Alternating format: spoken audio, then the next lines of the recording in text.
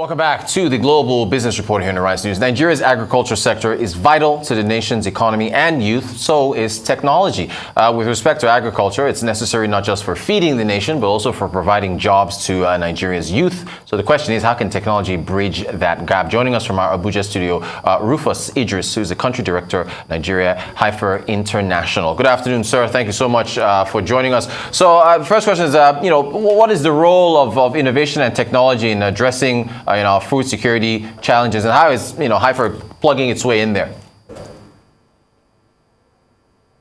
Thank you so much, and I'm happy to be here. Heifer International, an organization that is trying to end hunger and poverty in the world.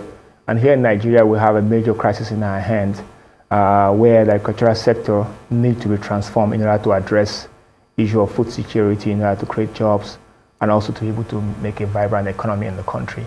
At this point, technology and innovation is very critical, because these are enablers that have been used to transform other sectors in the past. If you look at Nigerian telecommunication industry, is doing very, very well and booming, and one of the areas that is supporting the economy. If you look at what has happened also in Nigerian entertainment industry, technology and innovation has been used to revamp that particular sector, and it's very, very vibrant for young people, and also contributing to the economy of the country as well. If you look at what's happening in the financial sector of Nigeria as well, you see how technology and innovation have been used to transform that particular sector, the very, very vibrant one. It's been disrupted by technology and innovation. So we believe strongly that technology and innovation is a very strong tool that can transform Nigeria's agricultural sector, like we've done in our entertainment sector, and also like we've done in our financial sector as well. All right, and what do you think should be done or is being done to leverage youth and technology to transform our agriculture sector?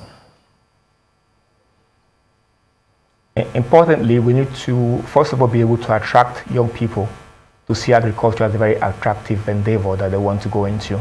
Make it attractive for them, change the face of agriculture from what it used to be in the past, the old face of agriculture, to the new face of agriculture. Show that agriculture can embrace mechanization, can bring in some equipment and modern technology and innovation to make it more appealing as a dignified and fulfilling work for young people that want to play in the space. The other factor is also we need to also make the space enabling for them. We have to ensure that there are necessary infrastructure that can support the kind of innovation and technology that young people might want to bring into this space.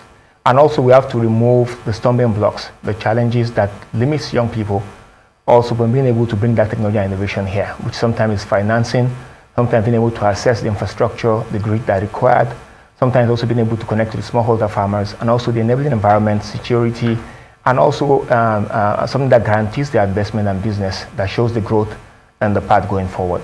Currently, we can see that there's a strong effort by the government and various other organizations trying to encourage young people to go into agriculture. There have been programs where people are being recruited and they've been funded to do something in agriculture, but it goes beyond that. So what we're thinking and we're looking at is that we need to deliberately tap into the tech-savvy and entrepreneurial spirit of young people that constitute more than half of our population in Nigeria, and get them the right kind of tools and support that mentor them to transform those business ideas and acumen, entrepreneurial spirit, and innovation to something that solves major problem and crisis that smallholder farmers in Nigeria currently face. And like you know, smallholder farmers constitute 80% of farmers in Nigeria, and they contribute 90% of the food that we consume in the country. And that's not enough to even feed the population. So channeling their energy to bring those technology and innovation into agricultural space, identifying them like we're doing currently in Heifer International with the UT Nigeria Challenge. We're identifying key innovations and technology that young people are bringing up, bringing them into this fore, giving them financing to do this, and also giving them mentorship and the required business support that they can establish the businesses, they can expand it, they can sustain it, and it can flourish over time. And also importantly, how do we integrate those businesses that they are bringing up into the main agricultural sector and the food system? So it's not just an aspirational idea, it's not just a passion, it's a huge business endeavor that can flourish. At the same time, it's helping to solve major problems in the agricultural sector, and it's helping the country to make its economy base more vibrant. Great stuff.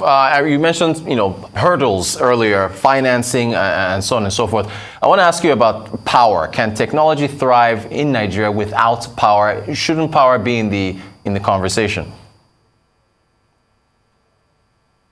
So power, it's also a big enabler that is required to front and support more technology and innovations. But sometimes innovation and technology might not be the gigantic or the big innovation that require a big power generator or that require the grid to survive. Sometimes it could be as simple as just something that helps the farmer to cultivate the land a little faster. That might not necessarily require the power that we're talking about. But importantly, I know power is very, very important to support this. And I know there's a lot of effort to support power, but it's also diversifying the power space. We see a lot of young people now also coming up with innovation and technology that taps into solar power to support things that we can do within the space. For instance, we have young people that are developing cold hubs that help to reduce post-harvest losses in various value chain. And this tap into the energy of solar power to be able to power that without relying on the grid. And this happens in areas that are off-grid in Nigeria. For instance, most of the smallholder farmers that are in the rural areas are completely off-grid. So we have to look for alternative ways to get to service them and do projects with them, even with power from solar, for instance. We also have areas where people are struggling with climate change impact, where the amount of rain expected yearly or during a farming season is not enough. So a lot of them require and now depend on irrigation to be able to either sustain the period of season of farming or to even do multiple farming around the year. They require irrigation. So we've seen innovation technology around young people tap into the solar power to be able to create pumps, solar power pumps that are being powered without the grid. And this is helping in a couple of areas in the country to make farmers have access to water and be able to mitigate again the impact of climate change, which is mainly drought in some areas, and also be able to do all-season farming and increase their income beyond just doing when there's typical rain. All right, thank you for that. Look, it's election season, campaigns start next month. Do you have a roadmap for Nigerian leadership to follow to develop technology to aid our agricultural sector and for youth? Thank you so much. Yes, we do. So in the past, it has always been staying in the room, having a chat board, having a brainstorming session, and design a roadmap to use in driving innovation technology and young people without the young people having a voice in that particular process. So what we've done at HiFi International is to carry out a detailed survey engaging young people across the country and across other African countries as well, and to contribute to what will make agriculture appealing to them. What kind of innovation technology can we use to solve smallholder problems? Which ones can we really bring and build within the country and build capacity of young people? So we have a strong youth study that we've done that looked into youth agriculture and innovation, and has been able to be used to create a roadmap that involve how to leverage technology and innovation, and also how to engage young people if Nigeria must transform its agricultural sector to be able to reduce and cut down on food importation, as we currently import food worth about $22 billion every year to feed ourselves as a country. So believe with this, we can produce and increase productivity in country, and we can have more food to feed more people.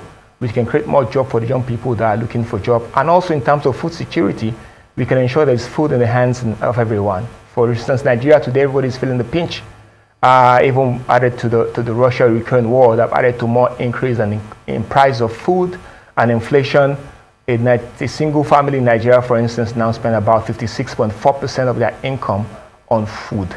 If we can address this with the roadmap, we believe Nigeria can address its food security challenges.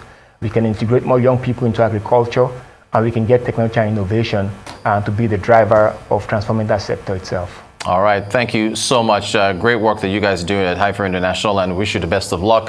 Rufus Idris, Country Director, Nigeria, HiFi International, thank you so much for talking to us about technology, agriculture, and the youth. I really appreciate it. That's going to do it for the Global Business Report and our focus on technology. I am Rotu Sodiri. Thank you so much for tuning in. Take care.